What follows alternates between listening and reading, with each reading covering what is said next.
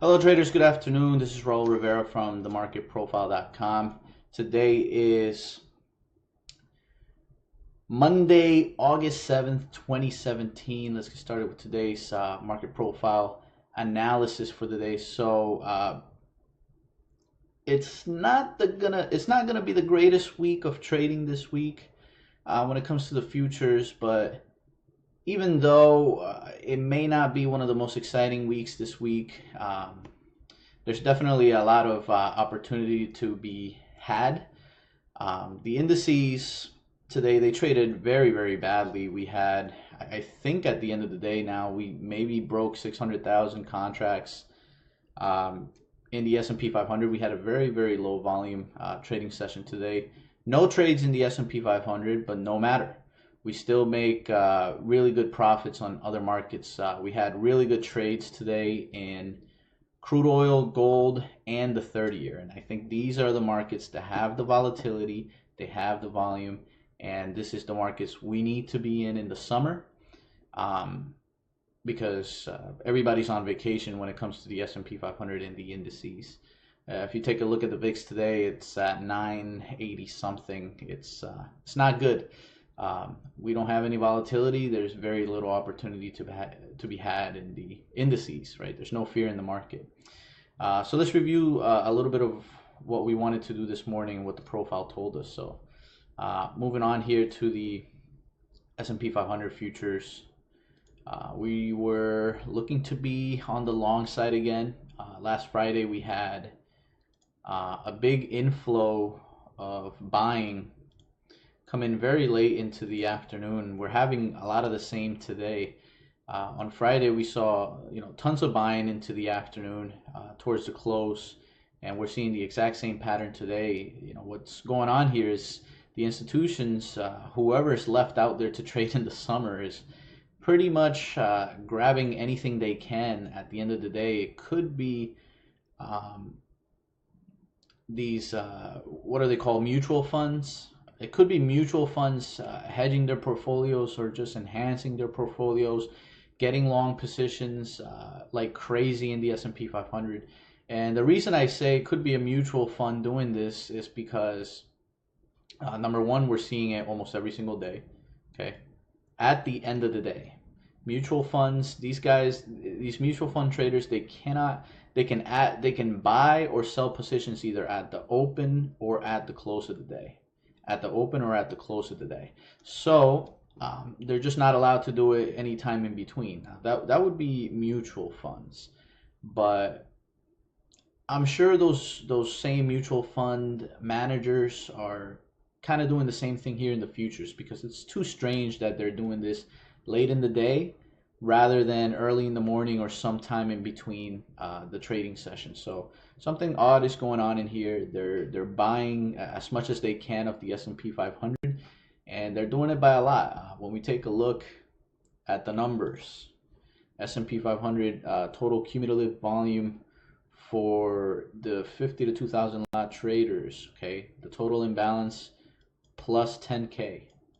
Okay, 10,000 more contracts to the upside and to the downside when we're only taking a look at 50 and 2,000 lot trades. Okay, here again, 10,000. This day we had about the same 10,000, 10,000, 10,000. Someone's building a pretty big position inside the consolidation that we're seeing here in the S&P 500. Okay, we're seeing that happen live, real time, every single day. These guys are building positions here in the S&P 500 to the upside, and I don't disagree. There's no reason to sell this market. The volatility tells us that there's no reason to sell the market. There's no fear. Earnings are coming out really good on almost every company's hitting their top and bottom lines. Times are good right now. Jobs, we created jobs. The economy seems to be in full force. So the S&P 500 can only go higher. Okay, there's no selling pressure. So with that being said, just adding all those catalysts, what we're seeing in the markets, we wanted to play the long side today, but there just isn't enough volatility to sell. I mean, we can't even get long. If I wanted to get long, I I got to put myself in a bad position, in a risky position. That's not the way I trade. The way I trade the market profile, I let the market come to me. I don't ever chase the market. Okay, so we had a D-shaped distribution today. Most of the day we just consolidated, and unbelievably enough, we had about less than 500,000 contracts traded by 3 p.m. It's absolutely incredible. 78.5 is the high, 72 is the low, so about a 6.5 point range. That's horrible. That is terrible. With volatility and an S&P 500 valued at 2475, we should be having 20 to 40 point swings from high to low. But we don't have that because volatility is, again, very, very low. So it makes it hard to trade, very tough to get into these opportunities. Anyways, guys, if any one of you have any questions, definitely feel free to either put them in the chat box, and I'll get to those after I'm finished with the video. I can answer you guys personally, or go ahead and give us a like if you're enjoying this video thus far and the installments of these videos that we make every day. We'd love to engage with you and have a decent conversation about the markets. All right, so let's take a look at the S&P 500. So we were taking a look at buying 69.5 to 71.5. Market didn't make it. If this was to fail, I don't even know why I'm going, wasting my time here. We were looking to buy 64 to 66. That never happened. Again, up to the short side, we said, you know what? We didn't break out for the non-farm payrolls. I think it's okay to short again, 78 to 80. Market didn't make it. So very boring trading in the S&P 500. We didn't do anything today in the S&P 500. We had orders that were left unfilled. Looking at the crude oil market, this is the market to be. Now, you won't believe this, but I'm showing it to you right now. On 2 trades today, I made 118 ticks on just 2 trades. 118 ticks. Okay, this is extremely tough to do. Trading anything other than the market profile. Okay, 2 trades, 118 ticks. Incredible, amazing trading in crude oil, and I'm going to show you what I did. So first trade of choice was the trend trade, right? So this morning we were looking at the profiles, and we saw that we were definitely trending to the downside, right? We came in this morning, we saw, okay, we have a D shape, we got to move lower, so it's a B, big move lower on a range extension with a B shape. So we wanted to sell it, and the way we play this strategy is to switch over to hybrid view. Okay, so we switch over to hybrid view and we look where VWAP and TWAP is. Now, we weren't extending the range, so we weren't really looking to get short at VWAP. VWAP would be this blue line, TWAP would be this dark red line. Okay, and the idea is when we're trending to the downside, we want to use volume and time moving averages as levels to sell, and if we're moving to the upside on a trend, we want to use those levels to buy. From experience and just overall knowledge, TWAP or time is actually the one that gets the better reaction in crude oil. It's pretty much the trade of choice, the trade location of choice when we have a B-shaped distribution. So today we had a B. We're looking to sell right at TWAP. The market came right into it, dropped down. I placed my order, 1 contract at 49.30. What happened next, I considered to be pretty lucky, but then again, I knew where I wanted to sell, so I don't consider it, to be just complete luck. The skill was there, and the market just rewarded me for it. So we took off this trade around 48.77, came out to 53 ticks profit on just 1 contract. That's $530 right there. early this morning using the profile view. We knew we wanted to be long. Where's my pen here? We knew we wanted to be long 55 to 65 if we could get that, and we wanted to be short 75 to 85. We didn't get the short, that's fine, but we did catch the long, and we caught the absolute bottom of the day. And this is, again, making 118 ticks in crude oil is difficult. Catching the low and the high of the day in any market is even more difficult. And I make it look like it's the easiest thing possible. Okay. And again, I want to show you guys. I want to teach you this strategy because it's just that good. It's using the market profile, and knowing how to use it can put you into some really great trade locations. I mean, I do it every day in front of all of my subscribers. And here we can see another fantastic example of catching the bottom of the day in crude oil. And I'm going to show you, I caught the high of the day today in gold. It's pretty incredible stuff. So catching the bottom of the day, we had one contract at 65, one at 60, and one at 55. Total comes out to 48.60 average. So I had three contracts, 48.60. Because we were in a trending down pattern, we put our target right at TWAP, and that's where we took it off, right at TWAP, 49 and a quarter. That was good for 65 ticks. So 65 plus 53, do the math, that's 118 ticks in crude oil. And we've been doing this constantly too, making over 100 ticks in crude oil at least once or twice a week. We've been doing, we've been taking this much out of the market with as little trades as possible. And that's the key word, right? You know, some people will say, oh, I can make 118 ticks. Okay, well, my question to you is, can you do it in just 2 single trades or even 1 single trade? And that's what we strive for when we trade the market profile. It's just as much profit as possible with as little trading as possible. And the only way to do that, I'm telling you, is the market profile. It's such a fantastic tool. The institutions use it. Okay, the institutions use it, so you should too. It's available, right? If you go over to the Nasdaq and you knock on their door and say, "Hey, can I have your trading strategies?" They're gonna kick you out, right? These big hedge funds and these big institutions, they don't give out their secrets. But except for the market profile was an institutional tool created by the CBOT a long time ago in the 80s.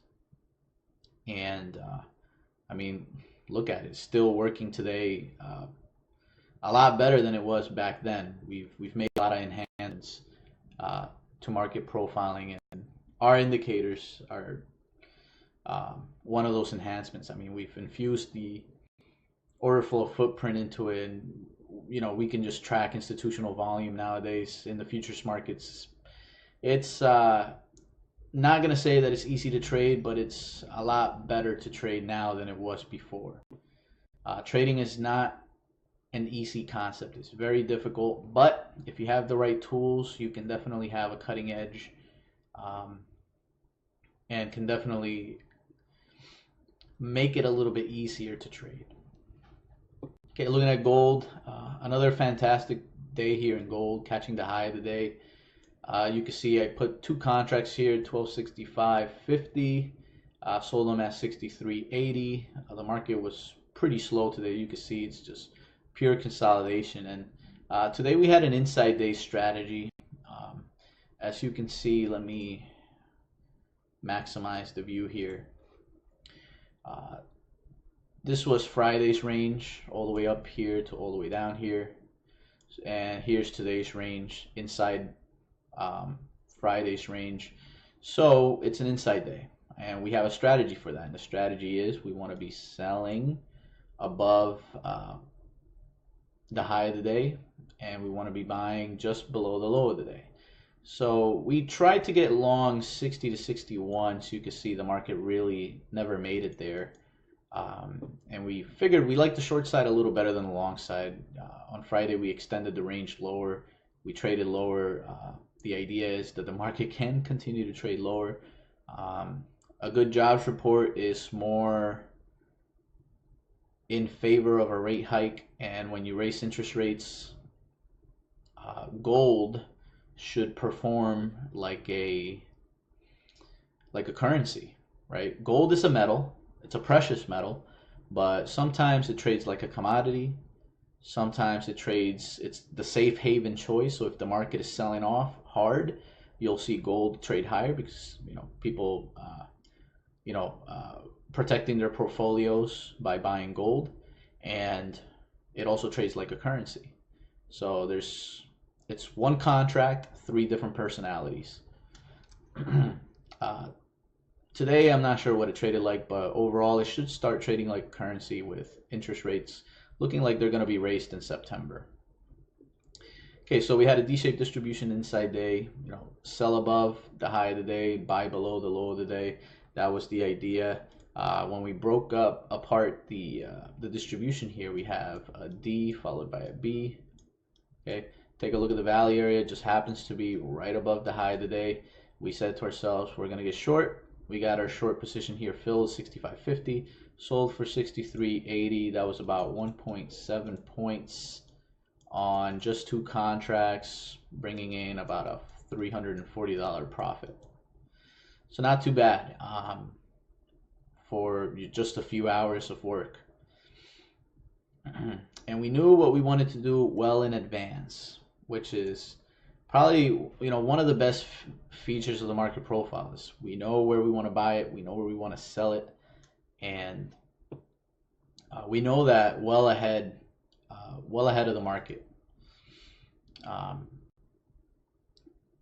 If you join us in the room, you'll watch me put these levels and these trades together very early in the morning. We do it from 8:30 to 9 a.m. in the morning. We'll start placing our orders, and we'll start going over market profiles, which levels I like, which levels I don't, what side of the trade I'm looking to lean on, and it's all information that I provide for you, but it's information that the market profile provides for me, right? The market profile tells me exactly where I need to be trading, and all I have to do is just place the trades. Looking at the 30-year,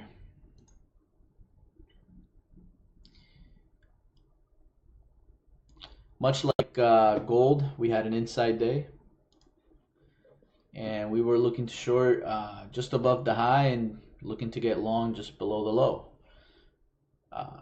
As you can see, we were trying to get long about 22 to 25, didn't quite get it, and then we were trying to get short 09 to 12, and that we did get 09 to 12. So here, it's kind of all scrambled up, but I got short one contract at 154.09 and one contract at 154.12. Came out to 154.10 average price. As you can see here, I did sell my position for 154.09. We got the high of the day. We knew this was probably going to be the high, and we were correct. Okay, but it never really traded under the high of the day, so it just kind of hung around this area for the rest of the day. And as you can see, we were only able to profit one tick. Well,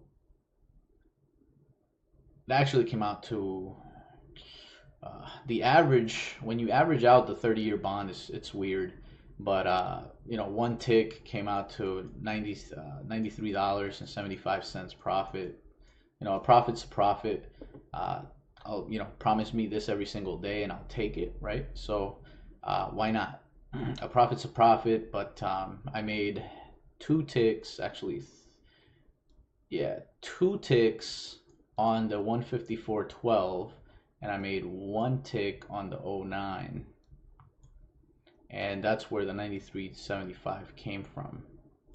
Very weird how they calculate the 30-year bond and all that stuff.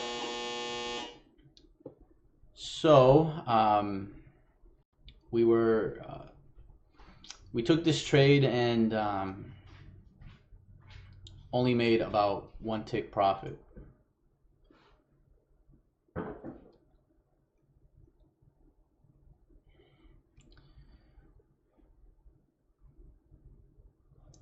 We had one more trade that we were looking to take. All right, you guys are just gonna have to excuse me here for one quick second.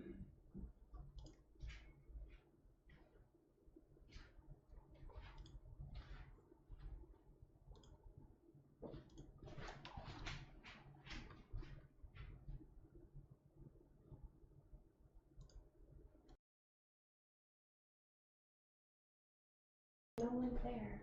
Just leave it. All right. So sorry about that, guys. Had to tend to something here. We had one more trade we wanted to place, and that was on the Nasdaq. Wow. Okay, so it actually made it there at the end of the day here. If we zoom in, we were looking to get short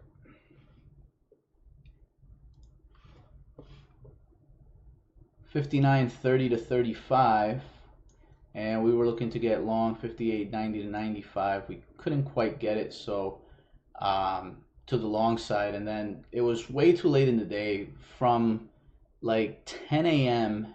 to until probably like 3 p.m. We were just hanging around these prices. It was just absolute boredom snooze fest. Looks like now after the close we've gotten up to these levels. Could be because some earnings or maybe something came out of the market, or hey, maybe someone just came in, you know, a mutual fund decided to start buying the Nasdaq. But looks like we did get it right there, but towards the end of the day, so I canceled my orders. There's no reason to risk any, you know, profit that I've already made by risking some towards the end of the day when you know, it gives me zero to very little time to, you know, quickly make a profit. So no trade in the Nasdaq here as well.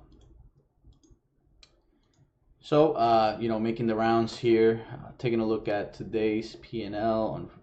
This always happens to me where NinjaTrader just sort of updates. So let me just pull up a trade performance tab here, and let's make it for today. So 87 to 87 generate, and here's my profitability for the day. Total net profit 2,922 and 31 cents. Again, that's after commissions. We had good profitability on the long trades, good profitability on the short trades. We were on average 90%. Not sure. I think the short on the 30-year is the reason I have 85% there. It's not like I took a loser, but anyways, sometimes these statistics can be wrong, but all I care about is total net profit. So we had a really great profitable day today, and we're gonna continue to do it tomorrow. So I invite you guys to join us, www.themarketprofile.com, where we trade every single futures contract that you could think of.